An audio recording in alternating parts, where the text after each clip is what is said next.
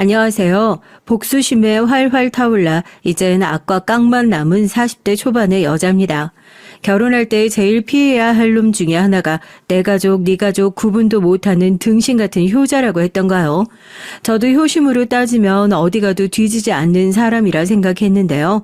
이럴 거면 지 엄마랑 살지 대체 왜 저한테 장가를 왔는지 의심이 되는 모지리 같은 남편과 며느리를 글자 그대로 묶어놓고 주머니를 탈탈 털면 돈이 나올 거라 생각하는 무식한 시어머니에게서 겨우 탈출한 얘기를 한번 해볼까 하고요. 어쩜 무슨 복이 이렇게도 많아서 평생을 살면서 한 명 만나기도 어려운 시댁 식구들을 이렇게 한꺼번에 쌍으로 만났는지 다시 생각해도 신기하기만 하네요. 이 인간들 만나기 전 제 인생은 평화로움 그 자체였습니다. 산 좋고 물 좋은 시골에서 살았거든요. 저희 집은 할아버지 때부터 흑염소 농장을 했었어요. 아버지 만나서 도시에서 시집온 어머니도 아름다운 시골 경치에 푹 빠져서 장화 신고 몸빼 바지 입고 사주팔자인 전혀 없을 것 같은 농사일을 시작하시게 됐죠. 장녀인 저 역시 자연스럽게 어렸을 때부터 부모님을 도와 농장 일을 어깨너머로 배우게 됐습니다. 그때까지만 해도 동네에서 아는 사람들끼리 아니면 여기 농장 집이 좋다더라 입소문이 나서 동네 사람한테 소개를 받은 사람들 또 그 사람들의 지인들까지 그렇게 소규모로 장사를 하는 정도였어요. 가격이 워낙 비싸기도 하고 한 마리에서 나오는 양이 그렇게 많지도 않았으니까요. 할아버지도 부모님께서도 장사를 막 그렇게 크게 벌리실 생각도 없으셨던 것 같아요. 가족들이 욕심이 크게 없는 성격이라 전원 생활을 즐긴다는 것에 의의를 두셨지 내가 흑염소 팔아 떼돈 벌어야겠다는 생각을 하시던 분들이 아니셨으니까요. 아버지가 그래요. 우리 집안에 그런 사람이 없는데 널 다리 밑에서 주워왔는지 어떻게 우리 집안에서 이런 돌연변이가 나왔는지 모르겠다고요. 조용조용한 저희 집 식구들과 달리 전 동네에서 모르는 사람이 없을 정도로 어렸을 때부터 온 동네를 들쑤시고 다니는 말괄량이었습니다. 할아버지가 혀를 내두를 정도로 장사 수완이 좋았어요. 할머니가 어디 시장에서 사가지고 오는 핑크색 떡 상자 보자기가 있었는데 엄마를 따라 시장에 갔다가 왜 할머니들이 좌판에다가 나물이며 과일이며 깔아놓고 장사하시는 것을 보고 와 저거 재밌겠다 싶었나 봐요. 집에 돌아와가지고는 그 보자기에다가 집에서 굴러다니는 장난감이며 과자며 싹 다 싸가지고 놀이터에 나가서 물물 교환을 했대요. 전 어렸을 때라 기억도 잘 안 나거든요. 4살 땐가 5살 땐가 애들이 저녁 먹으러 돌아올 때가 됐는데도 왜 안 들어오나 하고 어른들이 나가서 보니까 놀이터에 우르르 모여가지고 쪼그려 앉아서 내 것도 바꿔주라 내 것도 바꿔주라 하고 장난감을 내밀고 있길래 쟤네가 대체 뭘 하고 있나 보니까 제가 가운데 앉아가지고 줄 서서 차례대로 보자고 이거는 내가 좋아하는 거니까 이거랑 바꿔줄게 이거는 남자들이 가지고 노는 거니까 이거 2개 주면 바꿔줄게 하고 장난감을 바꾸고 있답니다. 어른들이 대체 쟤는 누굴 닮아서 저렇게 장사 소환이 좋냐고 하하 웃고 저희 할아버지가 그 광경을 보면서 이야 우리 손녀딸 저거 나중에 크게 될 인물이라고 그러셨다네요. 할아버지가 선견지명이 진짜로 좋으셨던 거죠.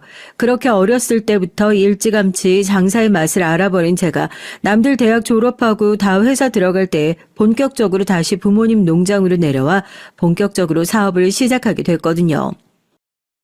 요즘 사람들 그렇게 박스가 한의원같이 생기면 안 먹으려 그래. 딱 봐도 약처럼 생겼잖아. 몸에 좋은 건 알겠는데 안 먹어봐도 쓰게 생겼는데 누가 먹으려고 하겠어? 포장부터 바꿔야 돼. 귀여운 캐릭터도 넣고. 일단 맛도 보라고. 양도 좀 다양하게 만들고. 서울이랑 지방에 있는 농장을 왔다 갔다 하며 비닐 포장부터 박스까지 제품 하나하나 제 손이 안 닿은 곳이 없었어요. 그때는 운전면허도 없을 때라서 매일 아침에 고속버스 터미널에 가서 새벽 첫 차를 타고 왔다 갔다 했었죠. 종이에다가 제가 직접 이렇게 만들어주세요 해서 제 명함도 하나 만들고 무거운 박스 들고 버스 타고 돌아다니면서 버스 기사님한테도 명함이랑 같이 나눠드리고 맛집이라고 소문난 식당에 가서 흑염소 즙이랑 명함이랑 제품 소개 책자 내밀면서 다니고요. 하루에 3만 보까지 가까이 걸어가면서 한의원 가서 엎드려서 종아리에 침 맞고 누워있는 게 일상이었는데도 젊어서 그런지 그렇게 재밌을 수가 없더라고요. 그렇게 하나 둘 거래처를 제 손으로 직접 다 뚫고 막판엔 쇼핑몰에서까지 저희 제품을 판매하기도 했어요. 매출이 어마어마하게 잘 나와서 농장도 그때 키웠었고 생산 공장도 따로 지을 수 있었죠. 엄마, 아빠, 남동생, 친척들까지 제 덕에 일자리 걱정하는 사람 한 명도 없다고 명절에 가면 명절에 집 내려가면 대표님 하면서 다들 제 어깨 주물러주기 바쁘셨다니까요. 엄마, 나 이제 사업 그만할까 봐. 그냥 재미없는 건 아닌데 나 평생 사업 체질이라고 생각했거든? 근데 요즘 사업이 내 길이 아닌가 싶기도 하고 엄마 딸이 맞긴 맞나 봐.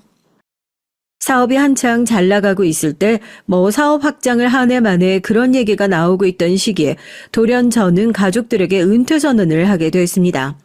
이유도 간단 명료했죠. 사업이 제 길이 아닌 것 같다는 이유였어요.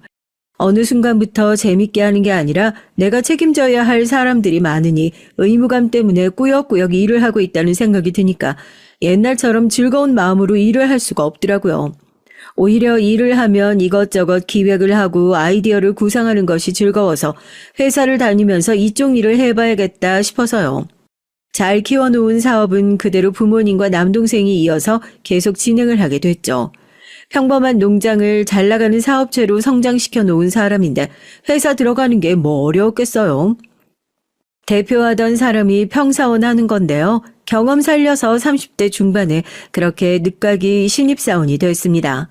처음에 회사 들어가고 나선 많이 버벅거리기도 했어요. 여태까진 제가 결정을 내려야 하는 사람이었다면 회사원이 되고 난 이후엔 제가 뭔가 성과를 내고 결정을 받아야 하는 입장이 됐으니까요. 그동안 제 밑에서 일을 하셨던 분들이 얼마나 힘드셨을지 저도 조금이나마 이해하는 계기가 됐네요.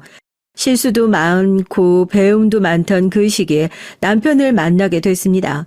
일찌감치 출근해서 그래도 힘든 회사 생활 버텨보겠다고 집에서 싸들고 온 흑염소즙 한 팩 까서 쪽쪽 빨고 있는데 누가 이거 흑염소즙 아니에요? 하고 아는 척을 하더라고요. 이거 되게 귀한 거 아니에요? 엄청 진해 보이는데 어디서 사셨어요? 안 그래도 저도 이런 거 하나 사려고 했는데 괜찮은 거 구하기가 엄청 힘들더라고요. 인터넷에서 사려고 하면 하도 안 좋은 것들이 많아서요. 물건 파는 것 같아서 좀 그렇긴 한데 이거 저희 집에서 만드는 거거든요. 하나 드셔보실래요? 드셔보시고 괜찮으시면 제가 주문해 드릴게요. 저희 집 거라 하는 말이 아니라 진짜 괜찮아요. 어디 카페에서 소개팅하면서 커피 나눠 마시는 것도 아니고 쾌행한 얼굴에 직장인 둘이서 나란히 탕비실에 앉아서 흑염소즙 나눠 마시면서 이거 진짜 괜찮다, 주문 좀 할 수 있냐 이런 얘기를 하면서 친해지게 됐어요. 집이 흑염소 농장을 하냐고 자기도 나중에 시골에 내려가서 사는 게 소원이라는 얘기를 하더라고요. 평생 시골에서 나고 자라서 그런지 지금은 서울에서 직장 생활을 하고 있긴 하지만 저도 언젠가 은퇴를 하게 된다면 다시 귀촌을 해서 시골에서 소박하게 부모님 농장 근처에 집 한 채 짓고 사는 게 소원이거든요. 은근히 얘기가 통하는 부분이 많더라고요. 자기 가족들이며 친척들 준다고 흑염소즙을 어마어마하게 많이 주문해 줬어요. 그래서 괜찮아 보인 건 절대 아니고요. 이렇게 귀한 거 덕분에 잘 구했다고 밥도 사고 커피도 사고 웃기긴 한데 흑염소즙이 맺어준 인연이라고 해도 과언이 아니네요. 제가 그랬잖아요. 할아버지랑 부모님이랑 가깝게 지냈기도 했고 한땐 같이 부모님이랑 사업을 하기도 했으니까 남들보다는 더 애틋한 구석이 있어요. 어디 가서 저 같은 효녀 없다고 그런 소리도 듣고요. 남편이랑 연애를 하고 결혼을 결심하게 된 계기도 사실 이런 이유가 컸죠. 부모님에게 잘하는 사람 치고 나쁜 사람이 없다는 게 제 생각이었거든요. 처음 만났을 때도 그랬고 요즘 사람답지 않게 꼬박꼬박 안부 전화를 하는 것도 그렇고 다른 건 몰라도 어머님하고 참 애틋한 사이인가 보다. 그 모습이 참 보기 좋다고 생각했습니다. 아버지 돌아가시고 나서 남편 번듯하게 홀로 키워놓으신 어머님이었으니 본인이 더 잘해야겠다는 생각도 있었을 거고 삐뚤어지지 않고 잘한 것만으로도 배울 점이 많다 생각했었죠. 저도 뭐 우리 부모님한테 효도하니 그때까지만 하더라도 효자 만나면 안 된다는 사람들의 얘긴 본인의 부모님한테 못하는 사람이 괜히 하는 소리라고 그렇게 생각했습니다. 부모한테 개차반인 것보다 효자인 게 100배는 더 낫다고요. 그런데 막상 결혼 준비를 하는 과정에서 살짝 어라? 사람들이 조심하라고 했던 게 사실 이런 건가? 하고 멈칫했던 순간들이 몇 번 있었습니다. 그땐 사실 심각하다 생각하지도 않았던 건데 이제 와서 돌아보니까 그게 다 사람들이 입이 마르고 닳도록 얘기했던 일종의 힌트 같은 것들이었죠. 그때가 사귀고 나서 처음 맞는 제 생일이었습니다. 평소에 제가 뭐 제 생일을 잘 기억하지도 않고 생일이라고 뭐 특별하게 생각하지도 않았거든요. 그냥 가족들이랑 주변 친구들이랑 만나서 미역국 먹고 맛있는 밥 한 끼 먹으면 그만이지 뭐 특별한 날인가 하고 생각했었죠.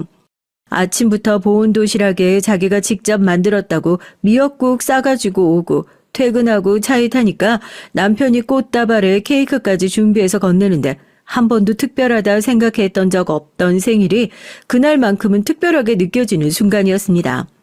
아, 사람들이 이래서 사랑하는 사람과 평생 함께 해야겠다는 생각을 하는구나. 활짝 웃으면서 초를 불고 이 순간이 영원하게 해달라고 빌었죠. 둘이 함께 맛있는 저녁을 먹고 남편은 고심을 해서 골랐다면서 저에게 작은 선물 상자를 내밀었습니다. 열어보니까 예쁜 목걸이가 들어있더라고요. 자개가 들어있는 독특한 디자인이 제 마음에 쏙 들었어요. 어쩜 이렇게 내 마음에 쏙 드는 디자인으로 잘 골라왔냐고. 당신이 직접 해달라고. 너무 마음에 들어서 회사에 갈 때도 데이트할 때도 내내 하고 다녀서 사람들이 선물 받은 목걸이가 어지간히 마음에 드나 보다 다 얘기를 해줄 정도였어요. 여기까지만 해도 별로 이상할 게 없다 싶으시죠? 그리고 나서 본격적으로 결혼 준비를 시작하고 상견례장에 가서 어머님을 뵙는데 어머님 목에 어디서 많이 본 디자인의 목걸이가 걸려있는 거예요.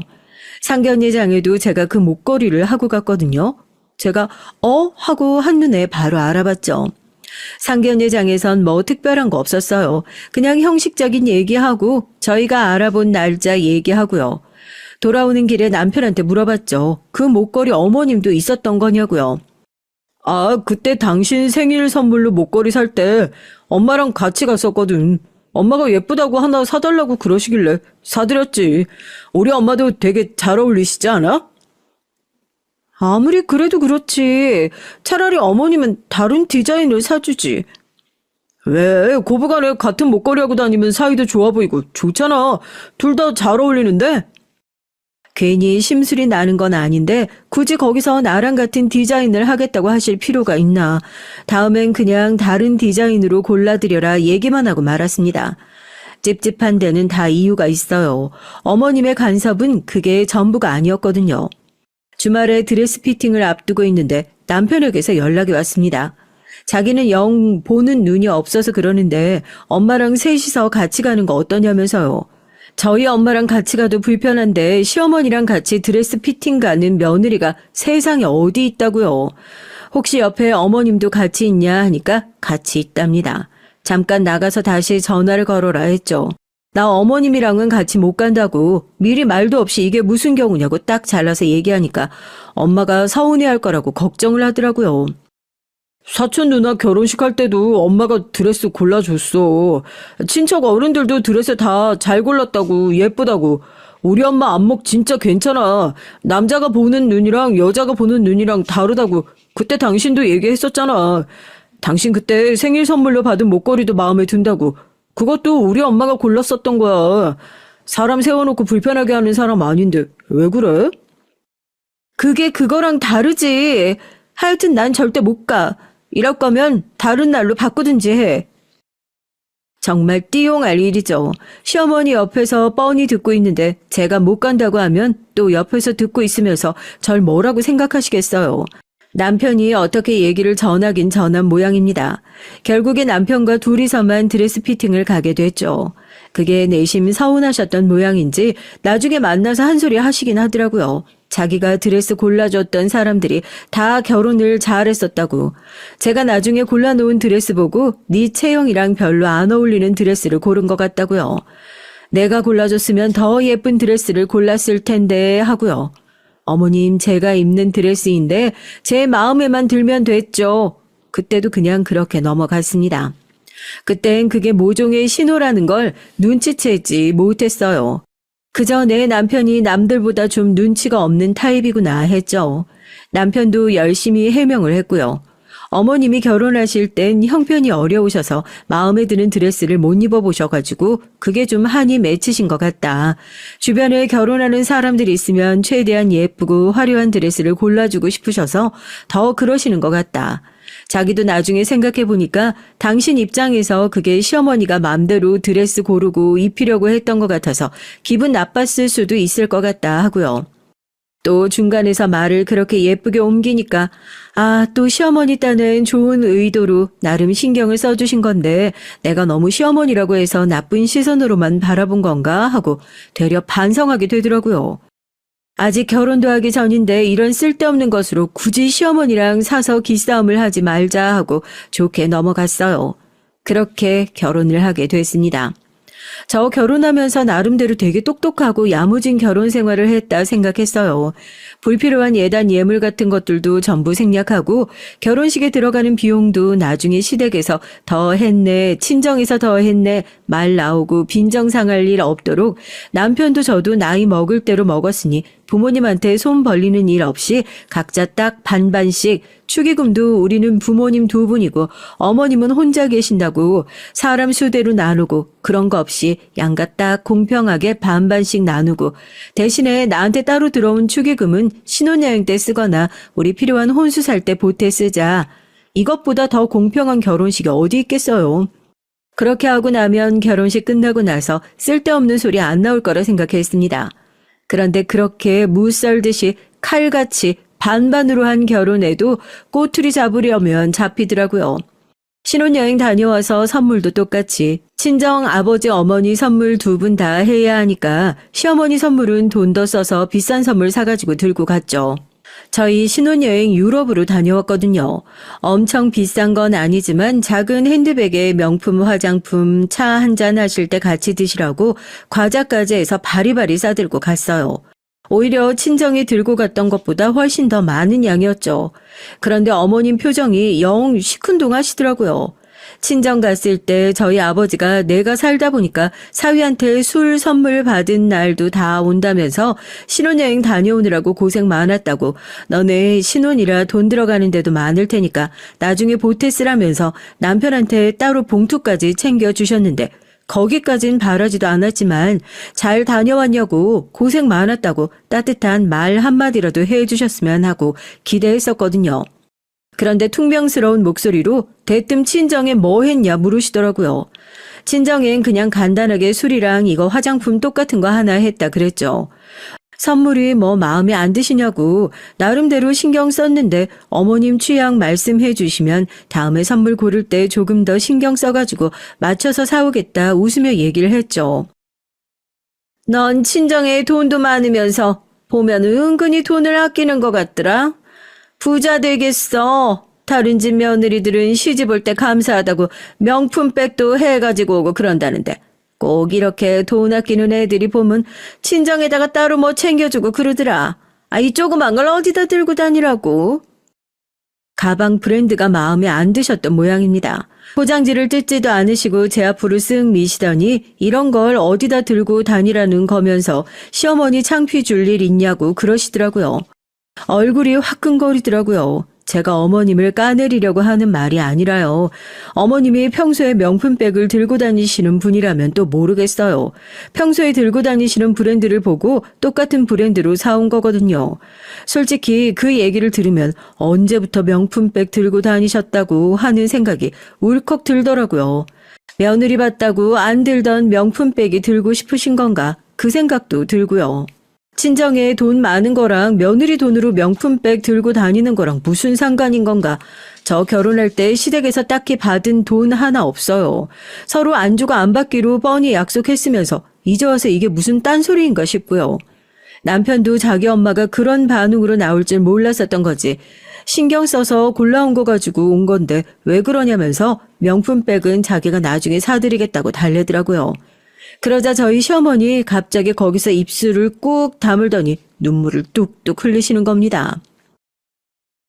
내가 뭐 못 바랄 거 바랬냐? 이 나이 먹고 아들 하나 있는 거 귀하게 키워가지고 이렇게 장가 보내는 것도 아까워 죽겠는데 며느리한테 대접도 못 받고 이제 막 결혼해가지고 들어온 애가 지금 이 모양인데 나중에 내가 나이 들고 병들면 자기 시어머니를 얼마나 무시하겠어. 안 봐도 뻔하지. 친정집 잘 산다고 해서 우리 아들 대접받고 사는 줄 알았는데 신혼여행 갔다 와서 들고 온 걸 보니까 안 봐도 뻔하다. 안 봐도 뻔해. 어머님, 그게 무슨 말씀이세요? 제가 무슨 무시를 했다고 그러시는 거예요? 선물이 마음에 안 드시면 그냥 마음에 안 드신다고 그 말씀만 하시면 되잖아요. 솔직히 저도 좀 그렇네요. 나름대로 신경 써서 골라가지고 온 건데 선물 받고 기분이 나쁘시다는 둥 무시를 받는 것 같다는 둥 결혼하자마자 이런 소리 듣는 거 저도 기분 썩 좋지만은 않아요. 저도 기분이 확 상해서 가보겠다고 자리를 박차고 일어나고 고개 숙이고 자리에서 벌떡 일어났습니다. 징징거리면서 우는 척을 하는 시어머니가 언제 그랬냐는 듯이 얼굴색을 확 바꾸고 현관까지 따라 나와서 저 짜증내는 거 보라고 집에서 어떻게 배워먹었길래 어른한테 버르장머리가 저 꼴이냐고 문 밖까지 따라 나오면서 잔소리를 하더라고요.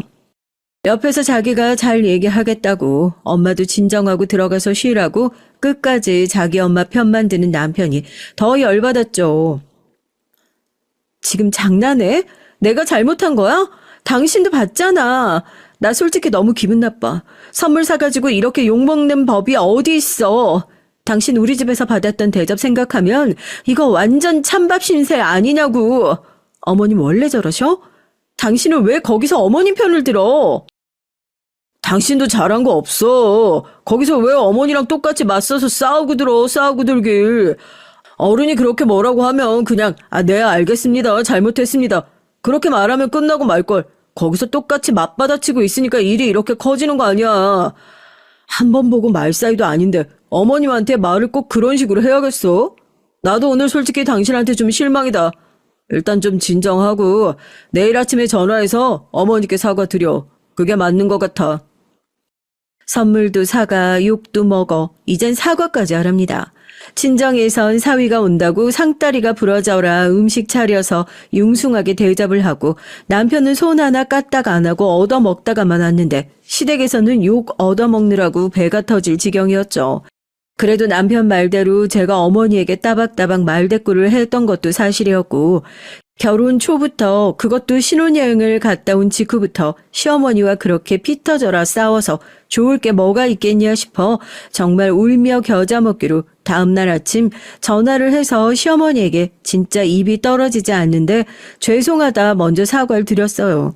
이건 뭐 사과를 받아주시는 건지 아닌 건지 저한테 돈 많다고 전부가 아니라고 좀 넉넉하게 써야 돈도 더 많이 들어오는 법이라고 너무 자린고비처럼 살지 말라고 그러시더라고요.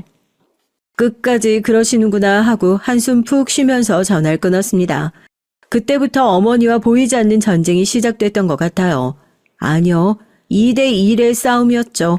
남편과 시어머니가 한 편을 먹고 저 혼자 외롭게 홀로 싸우는 형국이었어요.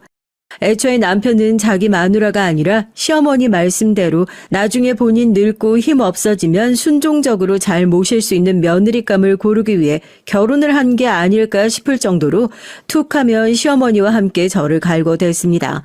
대체 그동안 이런 가부장적인 모습을 어떻게 숨겨왔을까 싶더라고요. 해준 것도 없으면서 욕심만 많고 매번 그런 일이 있을 때마다 은근슬쩍 이게 다 제 잘못이다, 제 탓만 해대니 없던 정신병이 생길 것 같더라고요. 어쩔 땐 이게 정말 내 잘못인가 의심스럽기까지 했다니까요. 하지만 인간이 숨길 수 없는 세 가지가 가난, 사랑, 재책이라고 하잖아요. 전 여기에 또 한 가지를 더해 분수도 모르는 욕심은 절대 숨길 수 없다 생각합니다. 두 사람의 숨겨둔 속내는 얼마 못 가 그 정체를 드러냈으니까요. 아빠, 갑자기 무슨 일이야? 어? 갑자기 그렇게 큰 돈을? 아니, 왜 어쩌다가? 뭐 큰 문제 있는 건 아니지? 뭐 공장 운영하다가 그런 일이야 흔한 거니까. 그래 뭐 은행보다 낫지. 나도 김서방이랑 얘기 좀 해볼게. 내 돈이긴 해도 결혼했는데 괜히 아빠랑 비밀 만드는 것 같아서 좀 그래. 알겠어요. 내일 바로 연락 드릴게요. 아빠한테 갑자기 연락이 왔어요. 성금을 받기로 한 거래처 중에 한 군데서 문제가 생겨가지고 돈 나가는 게 살짝 꼬였다면서요. 은행 가서 빌려도 되는데 혹시 1억 5천만 원 빌려줄 수 있냐고 그러시더라고요. 은행에서 돈을 빌리면 중간에 돈을 갚더라도 중도 상환 수수료를 내야 하니까 아버지와 사업을 하면서 간단하게 차용증을 작성하고 무이자로 2억 안에서 돈을 빌려드린 적이 종종 있었거든요. 결혼을 하기 전엔 대수롭지 않은 일이었는데 결혼을 하고 나니까 제 돈이긴 하지만 남편에게 이런 방구 언급도 없이 저 혼자 결정을 한다는 것이 어쩐지 찝찝하게 느껴져서 얘기를 하고 말씀을 드리겠다 하고 전화를 끊었습니다. 사실 결혼을 한 이후로 각자 급여는 각자가 관리하고 있고 결혼을 하기 전에 모아둔 돈에 대해선 남편에게 한 번도 언급을 한 적이 없었거든요.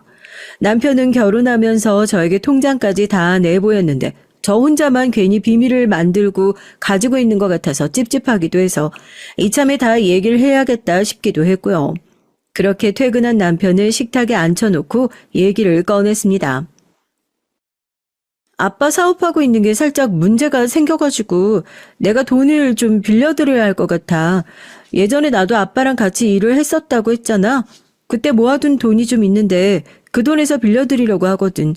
전에도 이런 식으로 차용증 작성하고 빌려드렸던 적이 종종 있었고 그때마다 난 안 받겠다고 하는데도 이자까지 쳐서 기간보다 더 금방 갚아주셨고 물론 내가 젊었을 때 벌어둔 돈이긴 하지만 그래도 이제 결혼한 사이고 당신한테 상의도 없이 빌려드리는 건 아무리 생각해도 아닌 것 같아서 얘기는 하고 빌려드려야겠다 아빠한테도 그렇게 말씀드렸거든. 뭐 심각한 문제는 아니고 거래처한테 성금 받기로 한 게 안 들어왔나 봐. 제 얘기를 들은 남편은 심각한 얼굴로 얼마나 되냐고 묻더니 1억 5천이라는 액수를 듣고 펄쩍 뛰더라고요. 너한테 그 큰 돈이 어디 있냐면서요. 아까 얘기했던 것처럼 내가 젊었을 때 아빠랑 같이 사업하면서 모아뒀던 돈에서 그 정도 여유는 있다 얘기를 하니까 믿지 않는 눈치더라고요. 쓸 때는 써도 항상 아끼면서 생활하니까 그런 여유가 있을 거라 애초에 생각을 안 했던 모양입니다. 믿지 않는 것은 둘째치고 이젠 거짓말쟁이로 몰아가더라고요. 그 큰 돈을 친정에 덥석 빌려주겠다는 것도 그런데 당신이 그런 큰 돈이 있다는 걸 내가 어떻게 믿어? 당신 혹시 그 돈 대출이라도 받아서 빌려주려는 거 아니야? 그 돈 대출 받아서 빌려줬다가 장인어른이 못 갚기라도 하면 혼자 죽는 게 아니라 나까지 신용불량자 되는 거야. 누구 인생 망칠 일 있어? 절대 안 돼. 뭘 믿고 그 돈을 빌려드려? 방금까지 얘기했잖아. 내가 사업하면서 모아둔 돈이라고. 여유 있다고. 갑자기 뜬금없이 대출은 무슨 대출이야? 내 돈 가지고 내가 빌려주겠다는데 안 된다니 무슨 소리야? 그 큰 돈이 있다는 것을 어떻게 믿냐고. 절대 안 된다는 남편에게 솔직히 내키지 않았지만 뭐라도 보여줘야 믿을 눈치더라고요. 이대로 아빠한테 돈 빌려들었다가 무슨 닥달을 할지 모르겠다 싶어서 결국 사업하면서 모아둔 돈이 들어있는 통장을 꺼내 들었습니다. 10억이 조금 넘는 돈이 찍혀있는 통장을 보고선 남편의 눈이 휘둥그레졌어요. 방금까지 대출이니 뭐니 하던 남편은 이제 적반하장으로 이 큰 돈을 가지고 있었으면 어떻게 자기한테 여태 비밀로 할 수 있었냐고 적반하장으로 화를 내더라고요. 아니 이건 당신이랑 결혼도 하기 전에 내가 아빠랑 일하면서 모아둔 돈이야. 내가 모아둔 돈에서 내가 친정 도와주겠다고 하는데 왜 짜증이야? 우리 아빠가 돈 떼먹겠다는 것도 아니고 이자까지 쳐서 갚는다고 하잖아.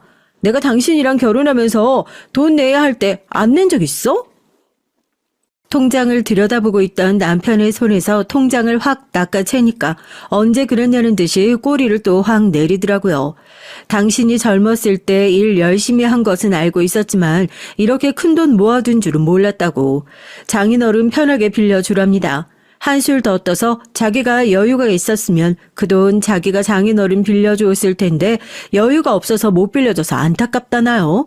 갑자기 왜 저러나 싶었죠. 요즘엔 서로 재산이 얼마나 되는지 빚이 얼마나 되는지 다 까고 결혼을 한다는데 남편 입장에선 자기가 가지고 있는 재산 전부 다 오픈하고 결혼했으니 제가 뭔가를 숨긴 것 같아서 기분이 나빴을 수도 있겠다 싶어 순간 울컥할 수도 있겠다 싶었습니다. 일부러 숨기려는 것은 아니었다고 나중에 다 필요할 때 되면 쓰려고 모아둔 거였다. 저도 그렇게 얘기했죠. 그렇게 무사히 아빠 돈 빌려드리고 아빠는 2달도 안 돼서 빌려간 돈을 모두 갚으셨어요. 딸이 잘 갖고놓은 회사 덕분에 가족들 잘 먹고 살고 이렇게 돈까지 빌려줘서 큰일 없이 무탈하게 잘 지나갔다면서 고맙다고 용돈으로 쓰라면서 돈도 조금 더 챙겨주셨고요. 남편한테도 아빠가 돈 잘 갚으셨다 보여주기까지 했어요. 그렇게 조용히 지나가는 줄 알았는데 제가 어머님이랑 찰떡같이 붙어있는 남편한테 그 통장을 보여준 게 화근이었습니다. 잠잠하다 했어요. 남편한테 그 통장 보여주면서 그랬거든요. 이건 부부의 일이니까 우리 둘만 알았으면 좋겠다고요. 우리 아빠한테 무슨 일 생겼을 때 내가 도와줬던 것처럼 집에 큰일 생기면 언제든지 도와줄 생각이 있으니까 그전까진 당신도 오늘 봤던 거 그냥 모른 척 있었으면 좋겠다. 신신당부를 했죠. 2달 동안 별일 없길래 남편이 입 다물고 있는 줄 알았어요. 아빠가 돈 갚고 얼마 지나지 않아 어머님이 갑자기 저녁을 사주신다면서 남편과 저를 부르시기 전까지 말입니다. 평소에 저희 부부한테 얻어먹었으면 얻어먹었지 뭐 한번 사주신다는 소리 안 하시는 어머님이 뜬금없이 저녁을 사준다시기에 무슨 일인가 의심스럽긴 했는데 아니나 다를까 입산 남편이 그새 가서 얘기를 했던 모양이에요. 아유, 오랜만에 이렇게 우리 세 식구 다 같이 모여서 밥 먹으니까 얼마나 좋니? 매일같이 이렇게 단란하게 지내면 참 좋겠다. 그치? 그러게요. 간만에 모이니까 반갑고 좋네요. 저녁 실컷 잘 먹고 매일같이 단란하게 지내면 참 좋겠다. 뜬금없이 이런 얘기를 하길래 뭔가 쎄하다 싶었는데 오랜만에 봤으니 카페에 가서 커피라도 한잔 하자는 어머님이 가방에서 주섬주섬 뭔가를 꺼내시더라고요. 전원주택 팜플렛이었습니다. 내 친구가 부동산을 하는데 시골에 이번에 좋은 전원주택이 나왔다고 하더라. 종호 얘기 들어보니까 너도 나중에 시골 내려가서 살고 싶다는 얘기 했었다면서? 잘 됐지 뭐냐. 너네 은퇴하고 내려가서 시골에 집 사려고 하면 그때는 이거 비싸서 못 사. 지금 사둬야지. 이게 지금 13억인데 너 10억 모아둔 거 있다면서. 너네 아파트 그거 팔고 너 10억 보태고 인테리어까지 하면 딱 맞겠더라. 내가 다리가 아프니까 1층 쓰고 너네가 2층 쓰면 딱이지. 애 낳고 하면 내가 애 봐주고 얼마나 좋아. 식구들이 한 집에 모여 살아야지.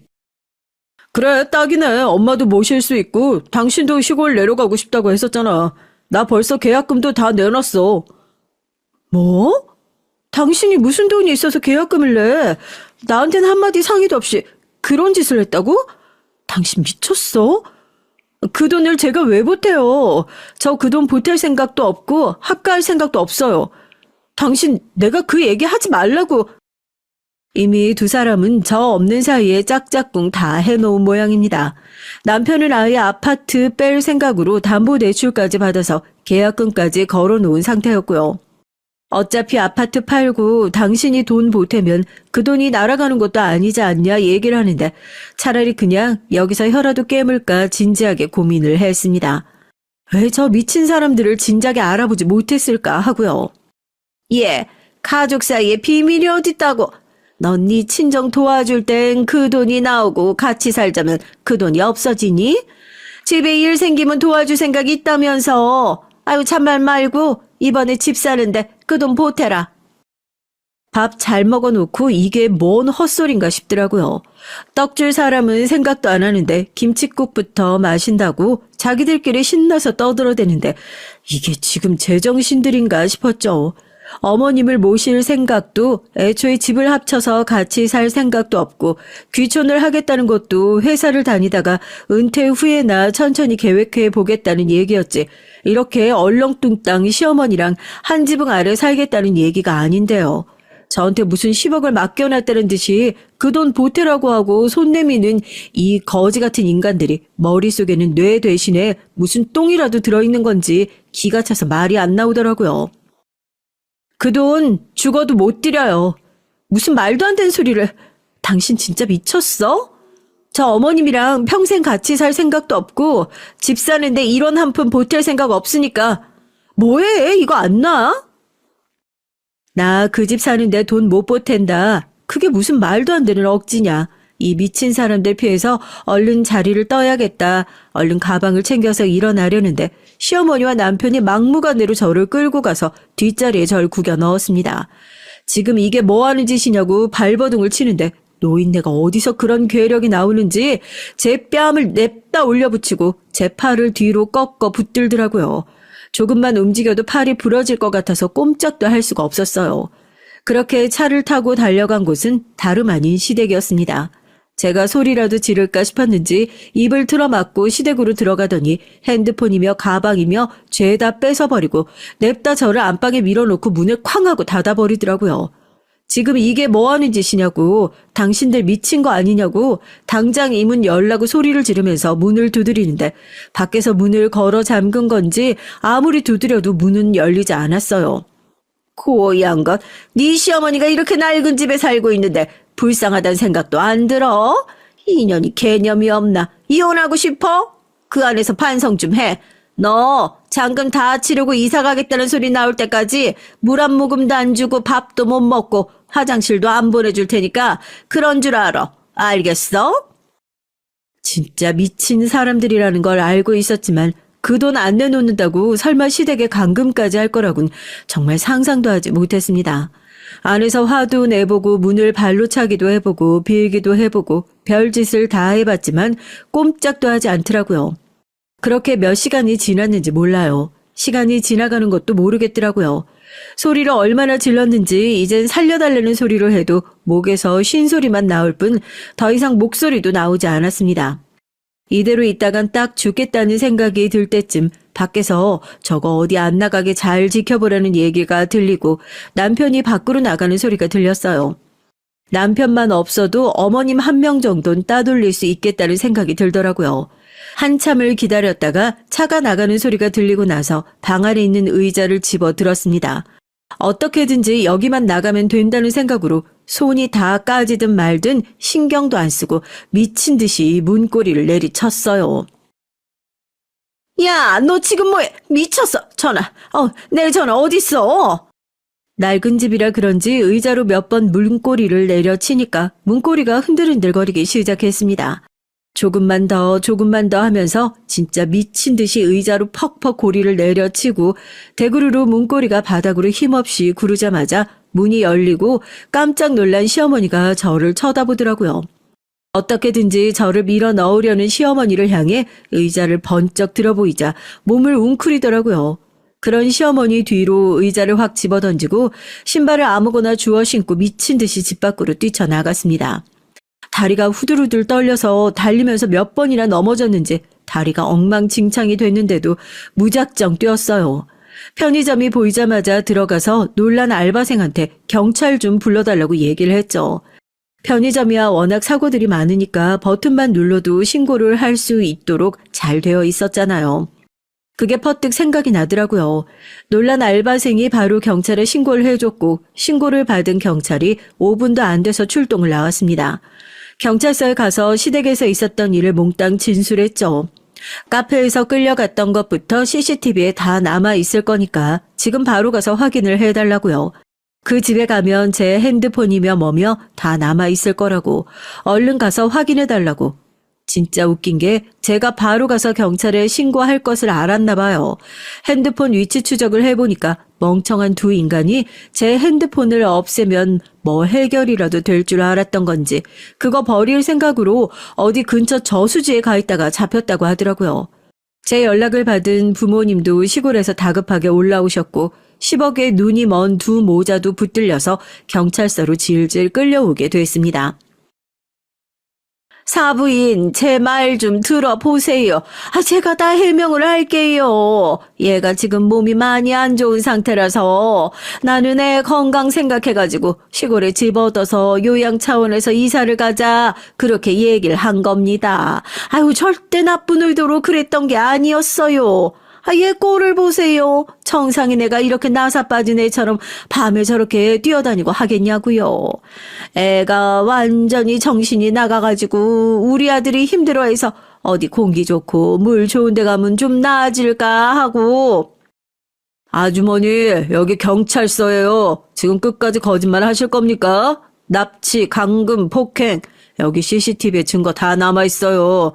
카페에서부터 차로 입 막고 끌고 가신 거, 아파트 엘리베이터로 끌고 올라가신 거, 살려달라고 소리 지르는 소리 들었다고 지금 주민 진술까지 다 남아있는데 이렇게 끝까지 거짓말 하실 거예요? 10억 갈취하시라고 감금하신 거 맞으시죠? 내가 아들 죽어라 열심히 키워가지고 그 구질구질한 집구석에서 나와서 좋은 짓 좀 살아보겠다는데 니들이 뭔데 니들이 뭔데 나를 무시하냐고. 야, 너네 집 돈 많잖아. 사부인 내 집 10억 아무것도 아니잖아요. 부자면 좀 나눠 씁시다. 네? 며느리라고 하나 있는 게 저렇게 돈독에 올라가지고 자기 시어머니한테 그렇게 바락바락 대들어서 내가 어른이라 교육 좀 시켰습니다. 이게 경찰에 잡혀가야 될 이유입니까? 예? 시어머니는 이미 제정신이 아니었어요. 돈 때문에 정신이 나가도 단단히 나가 있더군요. 대체 그 돈이 뭐라고 두 사람이 저렇게 돌아버린 건지. 저희 부모님은 고작 그 10억 때문에 딸이 이렇게 험한 꼴을 당했다는 사실이 아직도 안 믿긴다는 듯이 엉엉 울면서 경찰서에서 저를 끌어안으셨습니다. 경찰서에서도 고래고래 소리를 지르면서 자기가 뭘 잘못했냐 미친 사람처럼 소리를 지르는 시어머니를 보니까 제가 만약 거기서 의자로 문을 부수고 탈출하지 못했더라면 대체 얼마나 더 험한 꼴을 당했을지도 모른다는 사실에 소름이 끼치더라고요. 경찰서에서 진술을 마치고 두 사람은 구치소에 그대로 수감됐습니다. 죄질이 불량해서 징역은 절대로 피할 수 없을 거라고 하더라고요. 저에게 담요를 덮어주신 아버진 절대 눈도 마주치지 말라고, 얼른 집에 돌아가서 푹 쉬자고, 당분간 회사도 나가지 말고 병원이라도 다니자고 얘기하셨습니다. 저런 사람들에게 제 소중한 마음과 시간을 뺏겼다는 사실이 그제서야 얼마나 분하고 억울하던지요. 결혼 준비를 했던 시간, 결혼 생활을 했던 시간, 내가 잘못한 게 아니었을까 전전긍긍했던 시간을 그 모든 것들이 머릿속으로 스쳐 지나가면서 울컥 화가 솟았어요. 이대로는 저도 순순히 못 돌아가겠다 싶었죠. 저 사람들 얼굴 한 번만 보게 해달라고 부탁을 했습니다. 이 꼴을 하고 무슨 얼굴을 보겠다는 거냐고 부모님께선 뜯어 말렸지만 구치소 구석에서 다 포기했다는 듯이 앉아있는 두 사람에게 제가 걸어갔죠. 남편은 절 보면서 이제 속이 시원하냐고 그러더라고요. 제가 그랬어요. 속 시원하다고. 너 딱 어울리는 자리에 있으니까 너무 잘 어울린다고. 평생 그 안에서 썩어가지고 나오지도 말라고. 죽을 때까지 거기서 죽었으면 좋겠다고 그랬습니다. 시어머니가 뒤에서 미쳤냐고, 내 아들한테 무슨 소리 하는 거냐고 창살을 붙잡고 고래고래 소리를 지르더라고요. 어떻게 했냐고요? 제가 그런 시어머니 얼굴에다가 침을 탁 하고 뱉었습니다. 그리고 뒷주머니에서 지갑 꺼내가지고요. 창살 안에 있는 시어머니 손 끄집어내서 100원짜리 동전 하나 꺼내 손바닥에 꼭 쥐어줬어요. 시어머니 얼굴이 실시간으로 일그러지는데 진짜 그 장면을 여러분들도 보셨어야 하는데요. 어찌나 통쾌한지요. 어머님 돈 좋아하시잖아요. 이제 들어가면 돈 쓸 일도 많을 텐데 이거 100억이다 생각하시고요. 당신들 같이 거지 같은 인간들한테 적선하는 돈으론 이것도 큰 돈이다 싶은데 그것도 마지막으로 얼굴 보면서 아깝다 생각 안 할 테니까 사양 말고 받아두세요. 네? 그러니까 분수에 맞게 살라고요. 제발 분수에도 안 맞게 남의 것 좀 욕심내면서 살지 마시고요. 이 거지들아. 제가 웃으면서 뒤를 돌아가니까 시어머니는 동전을 집어 던지면서 욕을 하고 발을 구르면서 난리를 쳤고 경찰들은 좀 조용히 하라고 소리를 지르면서 시어머니를 뜯어 말렸습니다. 그렇게 저희 가족은 경찰서를 빠져나왔어요. 진짜로 속 시원한 복수는 아마 지금부터 시작일 것 같네요. 그동안 모아둔 돈 제가 이제 어디다 쓰겠습니까? 원래 다른 데는 아껴도 변호사 쓰는 돈은 아끼지 말라고 누가 그러더라고요. 우리나라에서 이름난 로펌 변호사 선임해서 이 사람들한테 있는 죄 없는 죄 다 끌어다 붙여가지고 돈이 얼마가 들던 간에 최대한 오랫동안 깜빵 안에서 곰탕처럼 푹 고아져서 나올 수 있도록 한번 만들어 보려고요. 그 사이에 대출까지 받아서 넣어놓은 계약금은 휴지 조각이 될 거고 직장은 날아갈 거고 깜빵 갔다 나오면 신용불량자 신세가 될 거고 출소를 해서 나오고 나서도 사회에 복귀를 못할 정도로 이제 그 인생들 천천히 한번 망쳐볼 생각입니다. 제 인생을 힘들게 한 대가 배로 아니 곱절로 돌려줄 생각입니다. 잠깐 갇혀 있었던 몇 시간을 잊지 못했던 것처럼 그 사람들에겐 인생에서 잊지 못하는 몇 년 아니 몇십 년의 갇혀있는 시간을 돌려주려고요. 욕심이 작으면 작을수록 인생이 행복해진다는 말이 있죠. 내 것이 아닌 것을 욕심내면 인생이 얼마나 망가지는지 이렇게 가까운 사람들을 통해서 배우고 싶진 않았지만 또 한 번 배우게 됐습니다. 결혼은 실패로 돌아갔지만 실패한 결혼 생활에서도 결과적으로 인생에서 절대 가까이 하면 안 될 사람들을 뼛속 깊이 알게 되었으니까 그거라도 다행이다 생각하면서 위안 삼고 살아가겠다는 생각을 하네요. 이 사람들 빵에서 푹 썩게 되었다는 소식을 변호사님이 가지고 오면 다시 한번 사연 밑에 댓글이라도 짤막하게 달아서 찾아올게요. 하루라도 빨리 기쁜 소식 들고 찾아올 수 있게 됐으면 좋겠습니다. 제 몸과 마음도 하루빨리 다시 가벼워질 수 있었으면 좋겠네요. 이혼의 상처보다 사람에게 배신당했다는 것이 괴롭지만 이것 또한 시간이 지나면 아무 일도 없었다는 듯이 훌훌 털어버리고 괜찮아지는 날이 올 수 있게 되겠죠. 부디 그렇게 아무렇지도 않아지는 날이 저에게도 빨리 찾아오기를, 다시 소박하게 시골에서 예전처럼 새로운 삶을 시작할 수 있게 되길 바라며 이만 제 얘기를 끝마쳐 보겠습니다. 감사합니다. 안녕하세요. 저는 조금 있으면 반백살 50을 앞두고 있는 여자입니다. 세상에 영원한 비밀은 없다는 얘기 들어보신 적 있으시죠? 전 최근에 그 사실을 아주 절실하게 느낀 사건이 있어서 사연을 보내게 됐어요. 저에겐 남편과 눈에 넣어도 아프지 않을 아들이 하나 있어요. 제가 결혼을 좀 늦게 했습니다. 전 40이 다 된 나이였고 남편은 40 중반이었어요. 남편은 저희 부모님이 하시는 정육점 단골 손님이었습니다. 사람이 서글서글하고 손이 큰 게 제 스타일이다 싶었는데 마침 노총각이길래 제가 먼저 꼬셔서 결혼까지 골인했네요. 지금 생각하면 저에게 어디서 그런 용기가 났나 싶지만 당시엔 정말 남편을 놓치면 안 될 것 같았거든요. 남편은 덩치도 좋고 서글서글해요. 가장 마음에 들었던 건 자상하고 손도 아주 크다는 겁니다. 제가 원래 속이 좁은 사람을 딱 싫어하거든요. 저희 친정 식구들이 많이 속이 좁아요. 전 어릴 때부터 가난했습니다. 그냥 가난한 정도가 아니라 정말 찢어지게 가난했다는 말이 맞을 정도였어요. 아버지가 작은 사업을 하시다 망해버리는 바람에 가족들이 뿔뿔이 흩어져 살았고요. 저희 부모님은 저와 형제들을 시골 할머니 댁에 맡기고 서울로 돈을 벌러 올라가 버리셨죠. 저와 형제들은 학교도 간신히 다니며 자급자족해야 했습니다.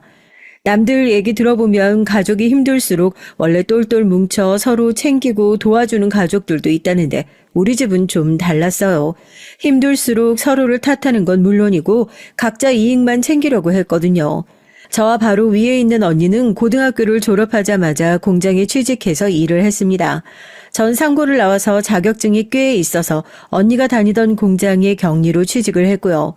그때가 언니와 제가 사이가 가장 안 좋았던 시기예요. 전 사무실에서 근무했고 언니는 공장에서 일했습니다. 서로 일하는 건물도 다르고 하늘 니늘도 달랐는데 어머니는 그게 항상 불만이었어요. 공장을 본인이 더 오래 다녔다고 일도 본인이 훨씬 더 많이 하는데 제가 월급이 왜 더 많이 받는 건지 모르겠다고 투덜거렸습니다.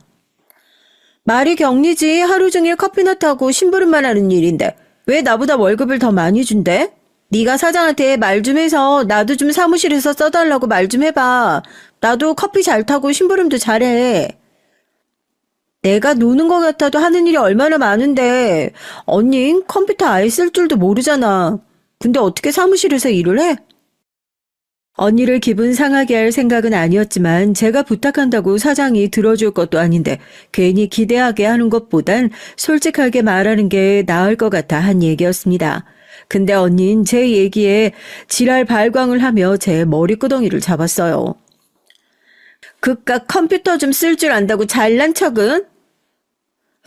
망할 놈의 공장 빨리 때려치우고 돈 많이 주는 대로 가야지. 더러워서 참나. 그냥 둘이 방안을 뒹굴고 싸우다 할머니에게 아주 혼쭐이 났어요. 안 그래도 귀찮은 저희가 큰 소리까지 내니 할머니는 욕을 퍼부으셨습니다. 한 번만 더 싸우면 셋 다 쫓겨낸다고요. 그때까지도 부모님이 서울에서 자리를 못 잡고 계실 때라 저희는 할머니 앞에서 찍소리도 할 수가 없었어요. 안 그러면 저희 삼남매 어디 갈 데도 없었으니까요. 그날 이후 전 정말 할머니에게 쫓겨나기라도 할까봐 얌전히 지냈어요. 그런데 언니는 달랐습니다. 뒤늦게 사춘기라도 왔는지 툭 하면 제게 화풀이를 했죠. 언니는 공장에 다니는 걸 창피해 했거든요. 하지만 그 시골 동네에 고졸인 저희가 할 수 있는 일이 많지 않았습니다. 그렇다고 쥐뿔도 없이 무턱대고 부모님이 계신 서울에 올라갈 수도 없고요. 언니를 이해하지 못하는 건 아니었지만 그 핑계로 자꾸만 절 힘들게 하니 저도 참아주기 힘들었습니다. 말도 안 되는 걸 가지고 절 괴롭혔거든요. 월급이 제가 많다는 이유로 저랑 있을 땐 일절 돈을 안 쓰려고 했어요. 세상에 자기 자매들은 어떻게들 하시나요? 저도 아래 남동생이 있지만 전 남동생이랑 있으면 제가 다 사줘요. 잘났든 못났든 엄연히 제가 윗사람인데 그게 당연한 거라고 생각했거든요. 근데 언니는 달랐습니다. 10원이라도 더 버는 사람이 더 내야 한답니다. 한 번은 아침에 출근을 했는데 버스를 타면서 버스비를 안 내고 타버린 거예요. 제가 제 것만 냈더니 기사 아저씨가 앞에 아가씨가 안 내고 탔다고 하더라고요. 전 언니를 불렀죠. 왜 버스비 안 내냐고요. 그랬더니 언니가 하는 말이 어이가 없었습니다. 아우 쪼잔해. 그거 얼마나 한다고. 그냥 좀 같이 내주면 되지. 다음에 내가 내줄 테니까 네가 좀 내. 언니는 저렇게 말한 게 한두 번이 아니었어요. 매일 다음에 버스비를 내준다고 하고선 한 번도 내준 적이 없었거든요. 버스 타기 전엔 한마디도 안 하고 있다가 버스에 올라타서는 모른 척 내달라고 하니 당황한 게 한두 번이 아닙니다. 저도 처음엔 언니니까 당연히 내줄 수 있지 싶어서 몇 번 별 생각 없이 내줬는데 이게 반복되니까 언제부턴가 빈정이 팍 상하더라고요. 거기서 끝이 아니었어요. 공장 근처 백반집에서 밥을 먹을 때도 자꾸 제게 밥값을 내라고 하더라고요. 밥값도 마찬가지로 처음에 한두 번 내주다가 짜증나서 한 번은 된통 화를 냈습니다. 아무리 제가 월급이 많다고 해도 그래봐야 얼마 차이 안 나요. 그리고 직장 다니는 사람들이 교통비, 밥값 내면 남는 것도 없잖아요. 언니, 자꾸만 이런 식이면 나 언니랑 밥 안 먹어. 내주는 것도 한두 번이지 거지도 아니고 왜 매일 동생한테 얻어먹고 난리야. 뭐 거지? 너 그게 언니한테 할 소리야? 이게 진짜 네가 요즘 언니한테 덜 맞았지? 그날 또 저와 언니는 식당에서 머리끄덩이를 잡고 싸웠어요. 그 시간대 식당엔 대부분 공장 사람들이다 보니 저희 자매의 소문은 삽시간에 퍼졌습니다. 그 이후로 공장에서 보는 사람마다 한 소리씩 했어요. 언니랑 한 집에 사는 한 식구면서 누가 사면 어떠냐고 저더러 쪼잔하다고들 했어요. 어떤 사람들은 언니한테 대들면 못 쓴다고 하기도 하고요. 전 기가 찼죠. 그건 우리 집을 모르니까 하는 소리예요. 제가 말씀드렸죠? 우리 집은 다들 각자 먹고 사느라 바빴다고요. 고등학생인 막내까지 자급자족이었습니다. 그런 동생이 안쓰러워서 전 동생을 살뜰히 챙겼어요. 저 아니면 동생을 챙길 사람이 없었거든요. 할머니 집에 얹혀 살긴 했지만 할머니가 저희를 달가워하지 않았습니다. 사실 할머니 마음도 이해가 되지 않는 건 아니에요.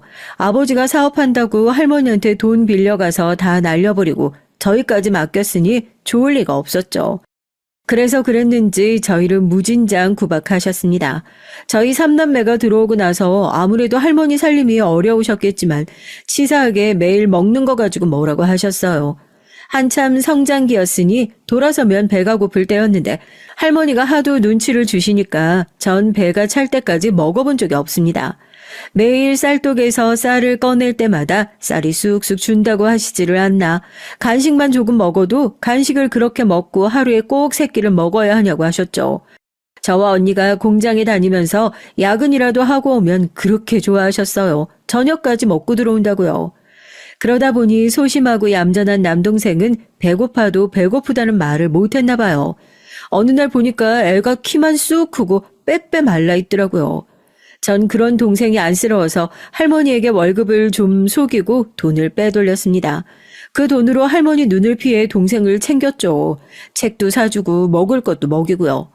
그런 환경에서 자라다 보니 전 자연스레 억척스러워질 수밖에 없었어요. 돈 귀한 줄 누구보다 잘 아니까요. 저희 살림은 서울에 올라오고 난 뒤 조금 나아졌습니다. 할머니가 돌아가시고 나서 저희 3남매는 부모님이 계신 서울로 올라왔어요. 저희가 서울에 올라왔을 당시만 해도 부모님은 반지하방에 살고 계셨거든요. 방이라고는 2개뿐이라 당시 고3이었던 막내가 부모님과 함께 방을 썼습니다. 그래도 남동생이 곧잘 공부를 잘했어요. 할머니 댁에 있을 때 다녔던 고등학교에서 서울의 명문대도 들어갈 정도로 공부를 잘한다고 했거든요. 모의고사 같은 걸 봐도 지역 내에서 1등도 한 적이 있고요. 전 동생이 기특해서 동생이 하는 일이라면 뭐든지 밀어주고 싶었습니다. 저나 언니는 공부 머리가 없어서 대학은 꿈도 못 꿨지만 우리 막둥이만큼은 어떻게든 대학을 보내주고 싶었거든요. 목표가 생기고 나니 돈을 버는 게 좀 덜 힘들더라고요. 부모님은 저희가 올라오기 전까지 식당에서 식자재를 납품하는 일을 하셨습니다. 전 평일엔 부모님 일을 돕고 쉬는 날이면 아는 분 정육점에 가서 고기를 자르고 배달하는 일을 도왔어요. 언니는 부모님 일을 돕기도 싫고 저와 함께 정육점에 가기도 싫다면서 결국 그렇게 싫다던 공장에 다시 들어갔죠. 반면 전 하나도 힘들지 않았습니다. 생각보다 몸을 움직이며 하는 일이 적성에 맞았거든요. 그러다 동생이 대박을 터뜨렸어요. 매일 컴퓨터에 앉아 뭘 하나 했는데 보안 관련 프로그램을 개발해서 개발자로 큰 회사들 여기저기서 스카웃을 받았습니다. 하지만 동생은 자기가 하고 싶은 일이 있다면서 함께 공부한 친구들과 회사를 차렸죠. 저야 동생이 뭘 하는지 잘 모르지만 어쨌든 사업까지 할 정도로 성공했으니 됐다 싶었습니다. 그런데 믿기지 않는 일이 일어났어요. 동생이 제게 선물을 줬어요. 그것도 아주 큰 선물을요. 제 이름으로 된 정육점을 차려줬습니다. 제가 몇 번 하고 싶다고 말한 적이 있긴 했는데 정말 이렇게 빨리 이루어질 줄은 몰랐어요. 동생은 어릴 때부터 제게 진 빚이 많다면서 제가 아니었으면 대학도 졸업하기 힘들었을 거라며 당연한 거라고 했죠. 전 그때가 가장 행복했던 것 같네요. 전 부모님과 함께 열심히 정육점을 운영했습니다. 주변에선 아가씨가 험한 일을 한다고도 했지만 전 만족해요. 여기서 제 남편도 만났으니까요. 제가 이렇게나 좋아하는 남편에게 한 가지 단점이 있습니다. 바로 가족이었어요. 저희 시댁이요. 남편이 늦게까지 장가를 안 간 이유가 있더라고요. 부모님과 시동생이 하나 있는데 다들 남편 등에 빨대를 꽂고 있더라고요. 남편과 결혼하기 전 부모님께 인사를 하러 갔는데 남편이 저에게 한 얘기가 있어요. 내가 지금까지 결혼 못한 건 우리 부모님 때문이야. 잠깐 만나던 여자들도 대충 얘기만 듣고도 도저히 안 되겠다고 하더라. 난 괜찮으니까 당신도 지금이라도 안 되겠으면 떠나도 돼. 나야 내 부모니까 어쩔 수 없이 참고 산다지만 당신처럼 귀한 사람까지 고생시키고 싶지 않아. 제가 생각한 것보다 남편은 더 힘든 상황이었습니다. 알고 보니 지금까지 남편이 시부모님과 시동생 부부 거기다가 조카까지 해서 6식구를 혼자 책임지다시피 했더라고요. 사실 연애할 땐 상상도 못했어요. 그렇게 생각할 수밖에 없었던 게 남편 직업이 회계사예요. 남편은 딱 개천에서 용난 케이스입니다. 지지리도 가난한 집에서 혼자 피나게 공부해서 성공한 거죠. 남편이 회계사가 되자마자 시부모님은 2분 다 일을 그만두셨대요. 모아둔 돈도 없으신데 아들만 믿고 말이죠. 전 아무리 그래도 남편이 회계사가 됐을 때면 2분 다 나이가 많지 않으셨을 텐데 굳이 일까지 그만둔 필요가 있었냐고 했지만 남편 말이 2분 다 건강 핑계를 대셨대요. 시아버지는 허리 디스크가 있고 시어머니는 당뇨가 있으셨거든요. 물론 각자 가정마다 사정이 있는 거겠지만 저도 이해가 되질 않았습니다. 당장 답답한 건 평생 희생만 하고 산 남편이었죠. 하지만 전 남편과 헤어지고 싶지 않았습니다. 제가 어떻게 찾은 제 남편인데 포기를 하겠어요. 전 남편이 만나던 다른 여자들처럼 도망치고 싶진 않았습니다. 정면으로 승부를 해보기로 했어요. 문제가 있다면 해결해야지 도망가는 건 제 성격과 맞지 않거든요. 그런데 막상 결혼을 하고 보니까 시댁은 생각보다 심각했습니다. 연세 드신 시부모님은 그렇다 치고 젊은 시동생과 동서까지 거의 집에서 놀다시피 하고 있더라고요. 아이까지 있는데도 말이죠. 그렇게 살고 있었으니 시동생과 동서는 제가 결혼하겠다고 인사를 왔을 때 별로 달가워하지 않았어요. 잘하면 평생 물고 늘어진 호구가 사라질 수도 있는 문제니까요. 시동생과 동선 절 보자마자 제 앞에서 얼마나 건방지게 구는지 그 속이 뻔히 보이더라고요. 저와 남편의 결혼을 막으려고요. 시동생과 동선 무슨 면접관이라도 된 것처럼 제 호구 조사를 했습니다. 어디서 태어났냐, 어느 학교를 나왔냐, 직장은 어디를 다니느냐 쉴 새 없이 질문을 해댔습니다. 전 있는 그대로 다 대답을 했어요. 그러자 이때다 싶었는지 아주 저를 물어뜯겠다고 달려들더라고요. 대학을 안 나오고 공장에서 일했다고요? 와, 대박. 우리 형이 아무리 노총각이라도 명색이 서울대 나온 남잔데 수준이 떨어져도 너무 떨어지는 거 아니에요? 그러게 요즘 시대에 대학 안 나왔다는 것도 신기한데 바로 공장에서 일했다는 거 더 쇼킹하네요. 우리 엄마 시대 때 얘기도 아니고. 저한테 모진 소리를 하면 제가 떨어져 나갈 줄 알았는지 아주 신이 나서 사람을 면전에 두고 싫은 소리를 하더라고요. 남편은 화가 나서 시동생에게 그만하라고 호통을 쳤습니다. 하지만 전 괜찮았어요. 이쯤이야 제게 별일 아니거든요. 제가 장사만 10년을 넘게 했습니다. 장사하다 보면 별의별 사람을 다 상대하는데 제가 이 정도로 나가 떨어져 줄 리가 있겠어요. 동서, 서울에서만 살아봤지? 거기다가 나보다 나이도 훨씬 어리고 그럼 거의 동서 어머니랑 내가 살아온 세대가 별반 다르지 않을 수 있어. 그러니까 동서도 나를 그냥 형님 아니고 엄마 같은 형님으로 잘 모셔. 괜히 나보다 시집 좀 일찍 왔다고 텃세 부리지 말고. 어머머머, 형님은 제가 무슨 텃세를 부렸다고 그래요. 누가 들으면 오해하겠네. 동서는 저보다 10살이나 어렸어요. 결혼을 일찍 해서 제가 결혼하던 당시에 이미 아이가 어린이집에 다니고 있었죠. 알고 보니 동서와 시동생은 대학 때 만나 사고를 쳐서 결혼을 했더라고요. 그랬으니 제대로 돈도 벌기 전에 살림부터 차린 거죠. 덕분에 남편이 시동생네까지 책임지다시피 한 겁니다. 남편은 힘들게 번 돈으로 가족들이 모두 다 함께 살 수 있는 2층짜리 작은 주택을 샀어요. 동네가 좀 외지긴 하지만 그래도 온 식구가 같이 살 수 있으니 시부모님께서 좋아하신다고 남편은 출퇴근 왕복 3시간이 걸려가며 그 집에서 살았더라고요. 남편은 거의 회사에서 살다시피 하다 보니 독립해 나와 살려고도 노력해봤지만 온 가족이 다 못 나가게 막는 바람에 독립을 못했다고 하더라고요. 안 봐도 비디오죠. 남편이 출퇴근하느라 힘들어하는 걸 뻔히 알면서도 다 큰아들 독립 못 시키는 데는 이유는 딱 하나입니다.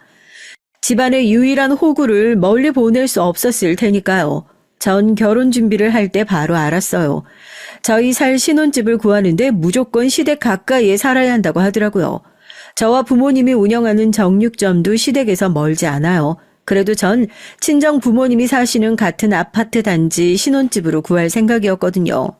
꼭 친정 근처서라가 아니라 제가 살아보니 신축의 가격도 비싸지 않고 저희 부부 예산에 그런 집 구하기 쉽지 않아 딱 좋았거든요.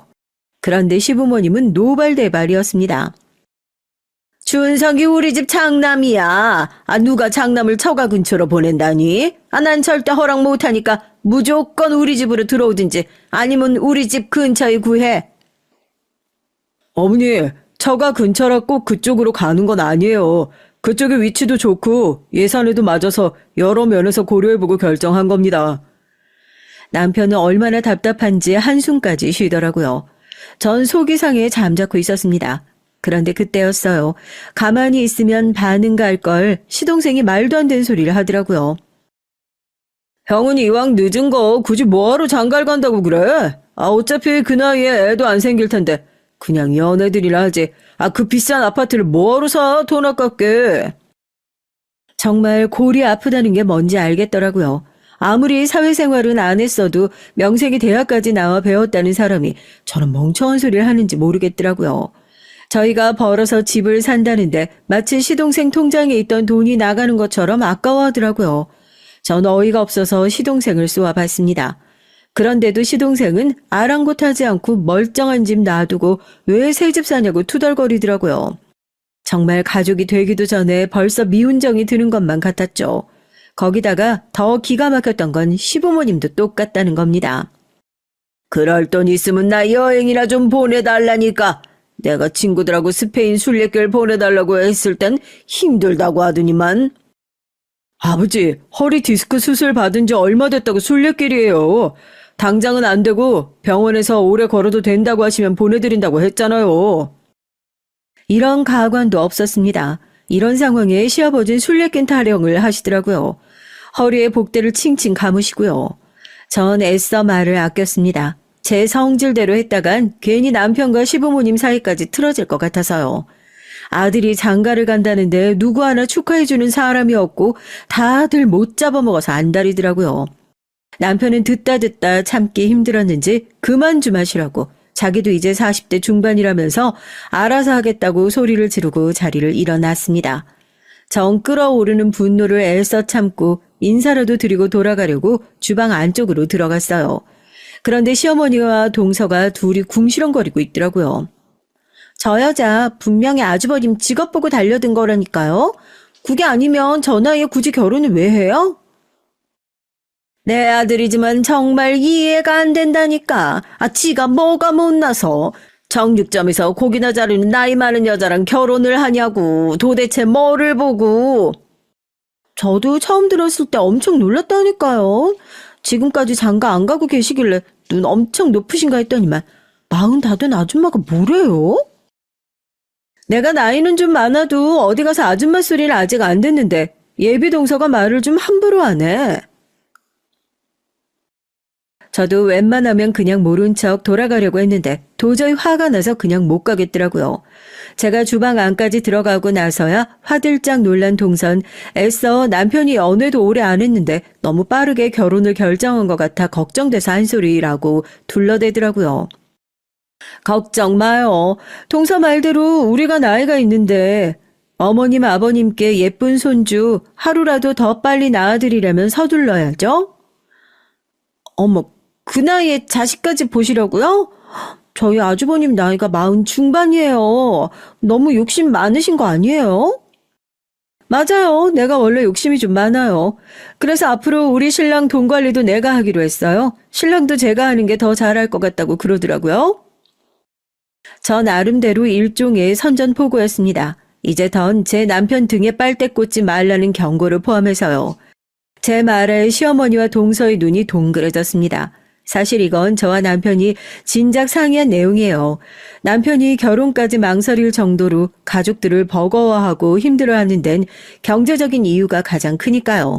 남편은 회계사예요. 아무리 아내라도 남한테 경제권을 넘길 정도로 허술한 사람이 아니죠. 하지만 시댁 식구들과 거리를 두려면 필요한 부분이었습니다. 말처럼 제가 다 관리를 하진 않겠지만 적어도 지금처럼 시댁 식구들이 툭 하면 은행처럼 돈을 요구하는 일을 최대한 방지하기 위해 결정한 부분이었어요. 하지만 이게 노력한다고 되는 게 아니더라고요. 평생 남편에게 의지만 하고 살았던 사람들이라 전혀 달라질 생각이 없었습니다. 오히려 결혼하고 제가 있으니 뒤로 쉬쉬하면서 남편을 조정하려고 들었어요. 저도 남편에게 워낙 많이 들었기 때문에 일일이 상관하고 싶진 않았습니다. 시댁 식구들도 가족들 나름대로 지금까지 살아온 방식이 있는데 제가 왈가왈부하면 싫어하는 게 당연하죠. 다만 정도가 지나칠 땐 저도 가만히 있을 수는 없었습니다. 한 번은 그런 적이 있어요. 시동생과 동선 둘 다 프리랜서입니다. 마을이 좋아 프리랜서지 사실 둘 다 노는 날이 더 많았어요. 시동생과 동선 음대를 나왔거든요. 시동생은 작곡을 한다면서 매일 작업실이라고 만들어 놓은 방에 틀어박혀 있고 동서는 바이올린을 전공했다는데 가끔 레슨이 있다고 나가는 거 말곤 특별히 하는 일이 없었죠. 많이 벌든 못 벌든 시동생과 동서 사정이지만 문제는 그런 상황이 저희에게도 피해라는 겁니다.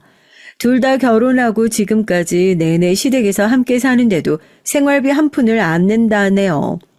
전 이해가 안 돼서 남편에게 몇 번이나 물었습니다. 아무리 그래도 아이까지 세 식구가 얹혀 살면서 어떻게 생활비도 안 내고 사냐고요. 시부모님 두 분 다 벌이가 없으신데 그럼 생활을 어떻게 하냐고 물었습니다. 그러자 남편 말이 기가 막혔어요. 남편은 부모님의 전반적인 생활비를 다 책임지고 있어요. 달에 현금으로 생활비도 조금씩 드리는 것도 모자라 부모님 두 분은 아예 남편 카드를 쓰신답니다.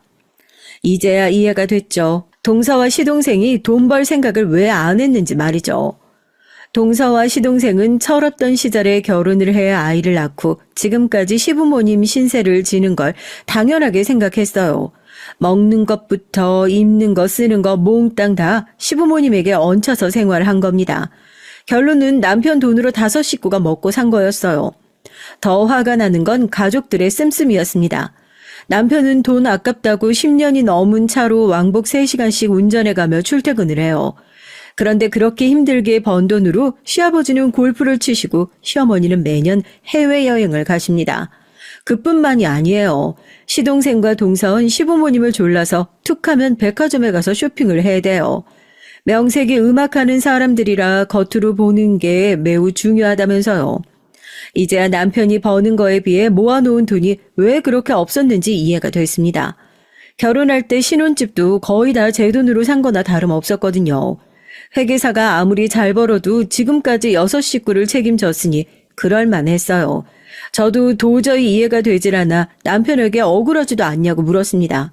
그러자 남편이 해탈한 사람처럼 웃더라고요. 그래, 내가 당신한테 다시 한번 생각해보라고 한 거야. 나한테 많이 실망했지? 남편은 오히려 제게 미안해했어요. 전 남편이 시댁 생활비를 대주고 있다는 게 아깝다기보단 남편이 안쓰러웠습니다. 평생 가장으로 살다시피 하면서 가족들을 부양한 남편이 불쌍했어요. 사실 제가 남편에게 반한 이유가 한 가지 더 있거든요. 남편의 낡은 구두였습니다. 정육점에 와서 항상 좋은 고기를 잔뜩 사서 가는데 구두는 항상 같은 구두였거든요. 오래돼서 색도 바라고 뒤꿈치가 다 낡아 있었죠. 그 모습에 전 가족을 위해 엄청 열심히 일하는 가장이구나 싶었어요. 그 모습이 멋있어 보였고요. 그래서 남편이 결혼 안 한 노총각이라고 했을 때 더 놀란 겁니다. 남편은 제가 뭘 사줄 때마다 그렇게 좋아해요. 누가 물건을 골라서 사준 적이 별로 없대요. 자기도 일만 하느라 뭘 사러 다닐 시간도 없었고요. 전 그런 남편이 안쓰러워서 어딜 가나 남편 물건을 꼭 사다 줍니다. 작은 거라도요. 사소한 걸 사다 줘도 어린아이처럼 좋아해요. 남편의 주변 사람들은 말해도 믿지 못할 겁니다. 남편처럼 돈도 잘 벌고 잘 사는 사람이 자기가 번 돈을 쓸 줄도 모르는 모습을 보면 말이죠. 그러다 결국은 제가 나서야 할 일이 생기고 말았어요. 어느 날이었어요. 시어머니께서 집에 와서 저녁을 먹으라고 해서 남편과 함께 갔습니다. 그런데 상다리가 휘어지게 차려놨더라고요. 전 힘들게 뭘 이렇게 많이 차리셨냐고 했죠. 그러자 시어머니께서 하신다는 말씀이 그 많은 걸 동서가 다 차렸다고 하더라고요. 우리 둘째가 화려하게 생기고 평생 바이올린만 쳐서 살림은 아예 못할 줄 아는데 소음씨가 얼마나 좋은지 몰라. 우리 장남이 옛날부터 둘째가 만든 음식이라면 자다가도 벌떡 일어나서 먹었다니까. 맞아요. 아주버님이 제가 만든 갈비찜 좋아하셔서 잔뜩 했어요. 따로 반찬통에 담아놨으니까 가실 때 꼭 챙겨가세요. 시어머니와 동서의 알랑방귀에 남편은 아주 좋아 죽더라고요. 하지만 전 어딘지 불안했어요. 시부모님이야 항상 남편이라면 떠받드셨지만 동서가 저 정도로 적극적인 건 처음 봤거든요. 그런데 역시나 제 눈은 못 속입니다. 동서는 역시나 꿍꿍이가 있었죠. 남편에게 바라는 게 있었습니다. 상의도 없이 혼자 바이올린 레슨을 전문적으로 할 수 있는 연습실을 알아보고 다녔더라고요. 마침 좋은 자리가 있다면서 계약하고 싶다는 겁니다. 전 애써 모르는 척 동서에게 알아서 계약하면 되지 왜 우리한테 말하냐고 말을 잘라버렸죠. 양심이 있으면 뒷얘기 하지 않겠지 싶어서요. 하지만 그냥 넘어갈 동서가 아니었습니다. 우리 수호 유치원 들어간 거 아시죠? 이제 배울 것도 많고 돈 들어갈 때도 많은데 저희 수입으론 턱도 없어요. 제가 뭐라도 해서 우리 세 식구 살아야죠. 동서는 하소연을 늘어놓았습니다. 언제까지 시댁에 얹혀 살 수는 없으니 본인들도 경제적으로 독립을 하려면 이 방법밖에 없답니다. 그러면서 한다는 말이 너무 당당하게 남편에게 연습실을 계약해달라네요. 보증금이랑 인테리어 비용만 내주면 그 후로는 자기가 어떻게든 해보겠다고요. 동서 말이 너무 당당해서 누가 보면 남편에게 돈이라도 맡겨놓은 줄 알겠더라고요. 전 그게 말이 되는 소리냐고 따졌습니다. 동서 학원 보증금을 왜 우리 남편이 내주냐고요. 제 말 한마디에 시댁 식구들이 아주 똘똘 뭉쳐서 저를 몰아붙이더라고요. 준석이는 세아가 네 남편이기 전에 내 아들이야. 제가 대학 다니고 시험 공부하는 동안 나랑 너희 시아버지가 그 뒷바라지를 다 했는데 이제 와서 이러면 안 되지. 이제 막 시집온 새애기 네가 뭘 한다고 끼어들어? 어? 네가 들어오기 전에 우리 집안에는 엄연한 질서가 있었어. 며느리라는 게 괜한 분란 일으키지 말고 얌전히 있어. 시부모님의 호통에 전 기가 차서 말문이 막혔습니다. 이럴 땐 저를 이방인 취급하더라고요. 억울해서 한마디 하려는데 남편이 제 손을 지그시 잡았습니다. 그러곤 단호하게 말했어요. 재수 씨 말 알아들었어요. 재수 씨 말대로 그 연습실 계약해요. 내가 보증금이랑 공사를 해줄게요. 단 빌려주는 거예요. 재수 씨가 새 식구는 알아서 책임진다고 했으니까 앞으로는 부모님께 손 벌리지 말고 알아서 살아요. 부모님께 생활비도 드리고 내 돈도 당연히 갚아야 하고요. 형, 아직 연습실은 시작도 안 했는데 벌써 무슨 생활비를 드려. 우리가 우선 상황 보고 그때 가서. 상황은 지금까지도 많이 봐줬어. 안 그래도 얘기하려고 했는데 네 형수 아이 가졌다. 나도 이제 내 처자식 챙기느라 바쁘니까 너희가 알아서 살아. 그리고 아버님 어머님도 카드 한도 조정했어요. 말씀드린 대로 저도 이제 한 가정의 가장이니 지금처럼은 못 도와드려요. 남편의 처음 보는 모습이었습니다. 드디어 남편이 알을 깨고 나왔더라고요. 제가 아이를 가진 게 남편에게도 큰 계기가 된 것 같아요. 남편과 제가 둘 다 나이가 많아서 아이는 기대하지 않았는데 자연 임신이 됐어요. 저와 남편은 안정기에 들어서면 시부모님께 말씀드리려고 했는데 상황이 상황인지라 할 수 없이 일찍 말하게 됐죠. 그래도 시부모님은 너무 좋아하셨습니다. 다행히 저의 임신 소식에 조금 전 동서의 일은 자연스레 잊힌 것 같더라고요. 시아버지도 신이 나서는 남편에게 편한 대로 하라고 하셨습니다. 식구가 하나 더 늘었으니 가족들이 하나로 뭉쳐 허리띠를 졸라야 한다고요.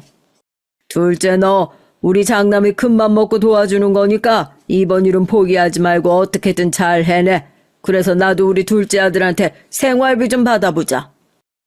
그날 이후 남편은 정말 동서가 눈도장을 찍어두었다는 연습실 보증금을 빌려줬어요. 인테리어까지 싹 다 고쳐주고요.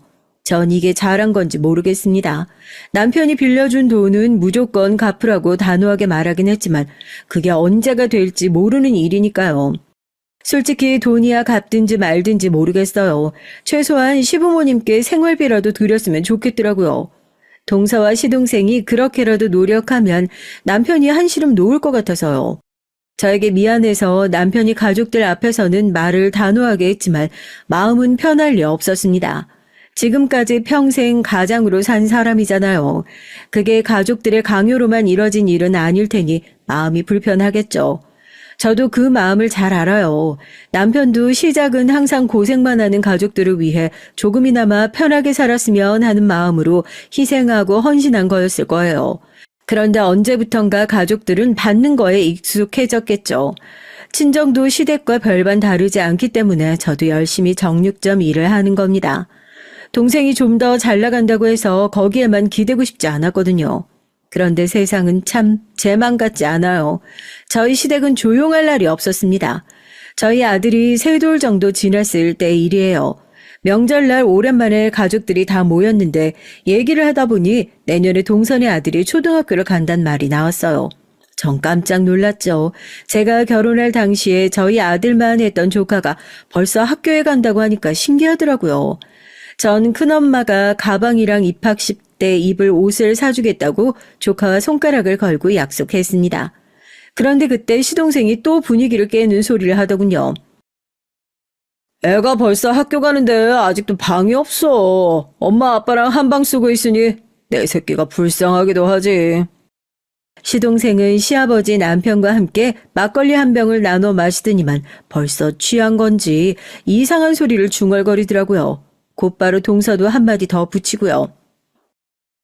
당신은 속상하게 왜 또 그 소리를 하고 그래? 우리가 능력이 없어서 그런 거지.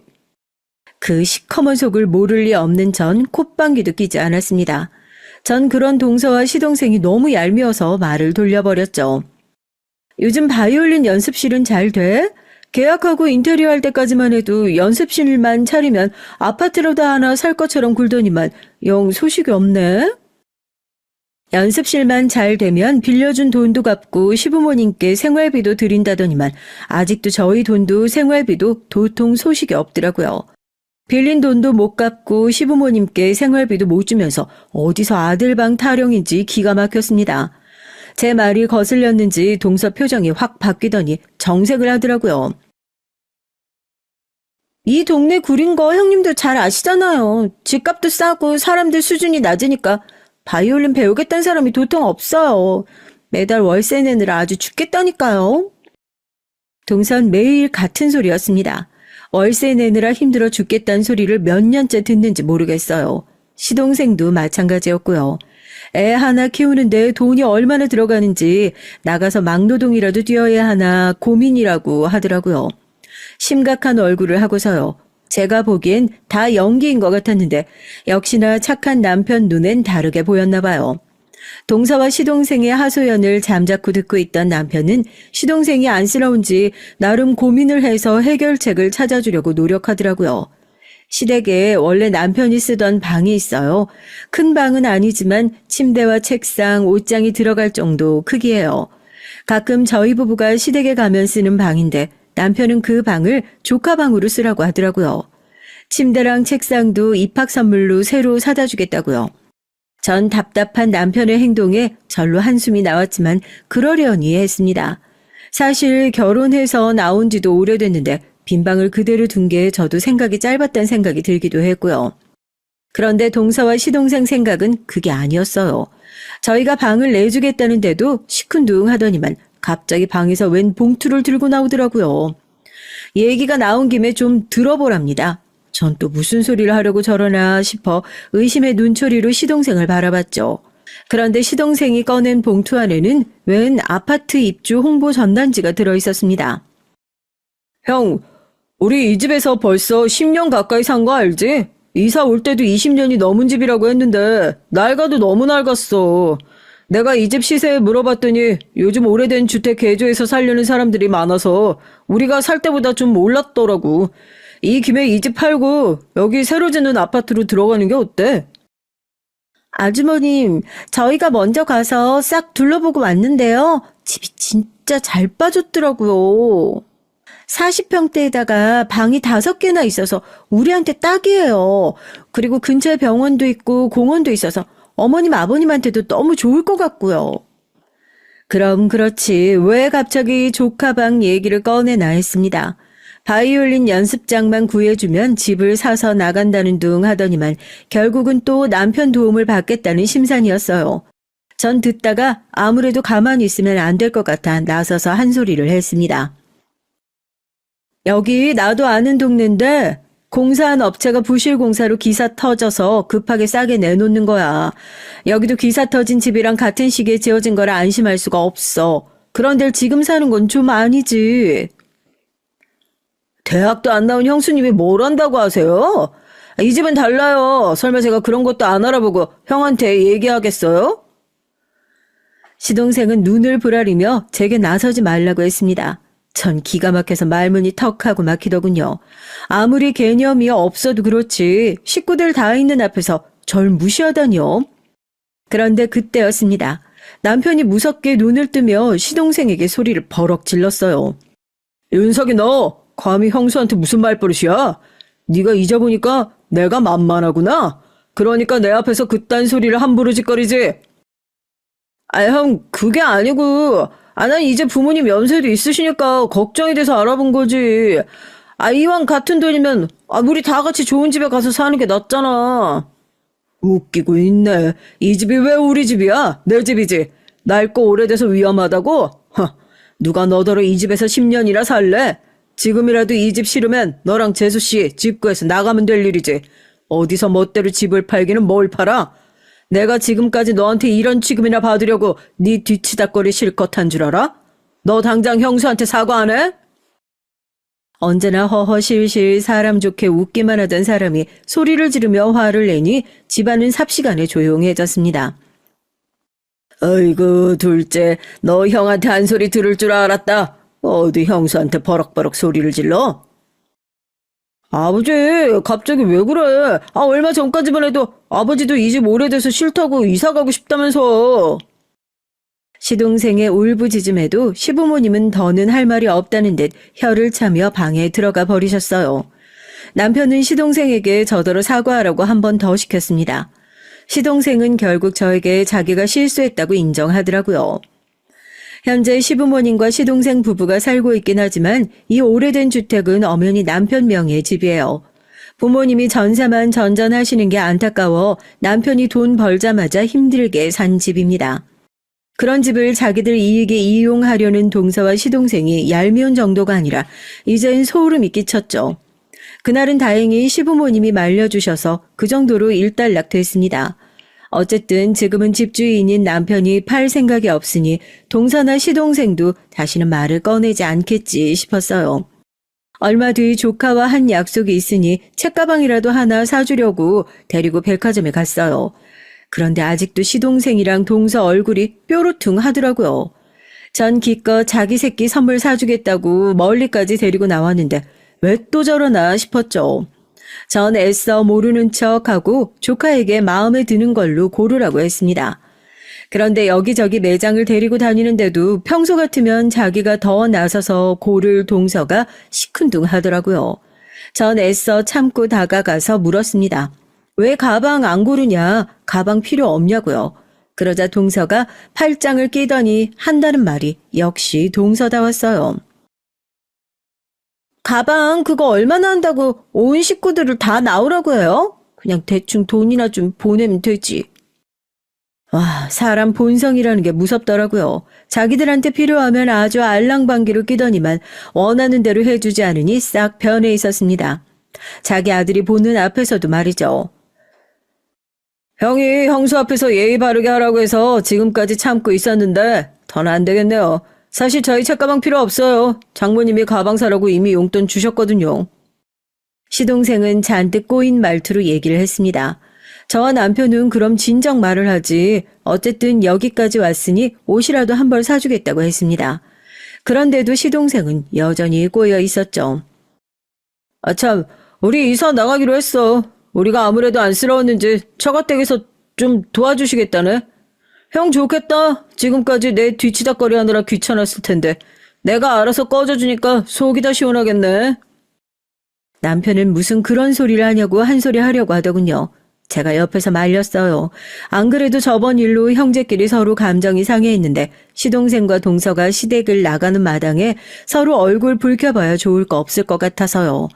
전 애써 웃는 얼굴로 잘 됐다고 축하해줬습니다. 나중에 이사할 때 필요한 거 있으면 얘기하라고도 했어요. 그렇게 시간이 흘렀습니다. 동서와 시동생이 시댁을 나가고 나니 나름대로 평화로운 나날이었죠. 이사를 나갔어도 한 동네라 자주 보긴 했지만 그래도 각자 아이들 키우느라 정신없이 살다 보니 전처럼 서로 부딪힐 일은 거의 없더라고요. 그러던 어느 날이었습니다. 전 언제나처럼 부모님 정육점 앞을 청소하고 있었죠. 부모님은 힘들게 뭘 그런 걸 직접 하느냐고 하셨지만 전 전혀 힘들지 않았습니다. 손님들 보기에도 가게 앞이 깨끗해야 또 오고 싶을 테니까요. 마침 화장실 청소도 하려고 고무장갑을 끼고 걸레를 들고 나서는데 익숙한 얼굴이 걸어오더라고요. 동서와 조카였습니다. 조카가 정육점에 있는 건물에 수학학원을 다니는 줄 알고 있었는데 만난 건 처음이었죠. 조카는 학원에 가기 싫다고 짜증을 내고 있었고 동서는 조카한테 큰 소리를 치며 오고 있더라고요. 오랜만에 본 거기야 하지만 동선 여전히 반갑지 않았고요. 지금까지의 전적으로 볼 때 또 무슨 소리를 할까 걱정부터 앞섰거든요. 그래도 조카가 옆에 있으니 전 제가 먼저 다가가 반갑게 인사했습니다. 학원 오는 길이냐고요. 그러자 동서가 제 모습을 위아래로 기분 나쁘게 훑어보더라고요. 그러더니 한다는 소리가 말 같지도 않았습니다. 너 자꾸 그렇게 학원 안 간다고 버틸 거야? 너 내가 말했지? 공부도 다 한때라고. 잠깐 힘들다고 포기하면 인생 망치는 거야. 저기 네 큰엄마 좀 봐. 대학도 못 나와서 20대 때 내내 공장 다니더니만 이젠 하다 건물 청소까지 하잖니? 너 공부 안 하면 큰엄마처럼 돼? 너 저러고 살고 싶어? 전 제 귀로 똑똑히 듣고도 잘못 들은 줄 알았습니다. 아무리 개념이 없어도 그렇지 애 앞에서 할 말 못할 말 구분 못하더라고요. 전 들고 있던 대걸레를 바닥에 던져버리고 동서에게 다가갔죠. 그리고 지금 말 다 한 거냐고 인상을 썼습니다. 그러자 그제야 좀 겁이 나는지 동서는 뒷걸음질을 치더군요. 형님, 제 말이 틀린 건 아니잖아요. 이 김에 형님이 우리 애한테 말 좀 해줘요. 공부 안 해서 몸으로 고생하면 평생 고달프다고요. 동서라는 여는 도무지 답이 없었어요. 지금까지 그나마 나이도 어리고 나름 가족이라고 생각해서 저도 참아준 건데 이제 저도 참아줄 수가 없더라고요. 지도 나이도 처먹을 만큼 처먹었고 조카도 벌써 중학생인데 아직도 저러고 사나 싶더라고요. 전 제 성격대로 하기로 했습니다. 전 동서에게 성큼성큼 다가가 동서의 뺨으로 올려붙였죠. 그리고 지금까지 제가 말하지 않았던 진실을 동서에게 얘기했습니다. 야, 이 엄치라고는 없는 년아. 네가 지금까지 내 남편 도움받으면서 산 세월이 얼만데 아직도 정신을 못 차리고 내 앞에서 함부로 떠들어? 내가 공부를 안 해서 평생 고달프게 살아? 웃기고 있네. 모르면 입 다물어. 네가 지금 서 있는 이 8층 건물이 바로 내 건물이라고. 형님, 지금 제 뺨 때린 거예요? 그리고 그게 무슨 말도 안 되는 소리예요. 구라를 쳐도 무슨 그런 구라를? 동서는 뺨을 부여잡으며 제 말을 믿지 않았습니다. 그때 밖에서 나는 소리를 듣고 놀란 부모님이 가게 밖으로 나오셨어요. 내가 지금까지 우리 사위 얼굴 보고 참고 있었는데 해도 너무하는 집구석이구나. 바이올린 학원인가 뭔가 한다고 뜯어간 돈이 얼만데 그런 염치 없는 소리를 해요. 그리고 이 건물 우리 딸 거 맞아요. 왜요? 어머니까지 나와서 얘기를 하니 동서는 혼란스러운지 어쩔 줄 몰라 했습니다. 우리 조카 큰엄마가 소리 질러서 미안. 근데 공부 안 해도 돼. 나 봐봐. 어릴 때 공부 못했어도 열심히 살아서 떡하니 내 건물 샀잖아. 우와, 큰엄마 너무 멋있어요. 엄마 그것 봐. 엄마처럼 평생 바이올린만 치면 뭐해? 매일 비싼 물건만 사대니까. 엄만 큰엄마처럼 건물도 못 샀잖아. 에이, 나 이제 엄마 말 안 들어. 난 나대로 내가 하고 싶은 거 하면서 살 거야. 그러니까 나 오늘 학원 쨘다. 전 조카에게 5만 원을 주면서 나가서 친구들하고 맛있는 거 사 먹으라고 했어요. 그때까지만 해도 동서는 뭔가 잘못됐다는 생각이 드는지 연신 손톱을 뜯고 있더라고요. 궁금한 게 아주 많은 얼굴이네. 내가 말 안 했나? 내 동생이 엄청 유명한 보안 프로그램 회사 대표야. 내가 그 회사 창립할 때부터 투자를 좀 해서 거기 지분자고 거기서 나오는 돈으로 이 건물도 산 거고. 네, 맞습니다. 저도 동생 덕을 봤다면 보고 산 사람이에요. 동생한테 투자한 덕분에 노후 준비가 완벽하게 된 상태였죠. 제 말에 동서는 입을 다물질 못하더군요. 금세 태도를 바꿨습니다. 어머, 정말 형님 속은 모르겠다니까요. 이렇게 좋은 건물을 가지고 계셨으면 왜 지금까지 말 안 하셨어요? 우리가 빈대라도 붙을까봐 말씀 안 하신 거예요? 이 사실 속인 걸 시부모님이 아시면 얼마나 형님한테 실망하시겠어요. 안 되겠다. 지금 바로 말씀드려야지. 동서는 무슨 대단한 약점이라도 잡은 것처럼 시어머니에게 전화를 걸려고 하더라고요. 전 기가 차서 배를 잡고 웃었습니다. 잊어보니 동선 바이올린 치는 것 말곤 세상 돌아가는 걸 전혀 모르는 것 같았어요. 동서, 대학도 나왔단 사람이 무슨 머리가 그렇게 나빠? 어머님, 아버님은 이 건물 내 거인 거 이미 진작부터 알고 계셔. 우리 신랑 회사 그만두고 곧 이 건물로 들어와서 개업할 거라 바로 얼마 전에 말씀드렸거든. 그랬더니 너무 좋아하시더라. 동서도 온 김에 구경하고 가. 지금 2층에 공사 중이거든. 이게 뭐야?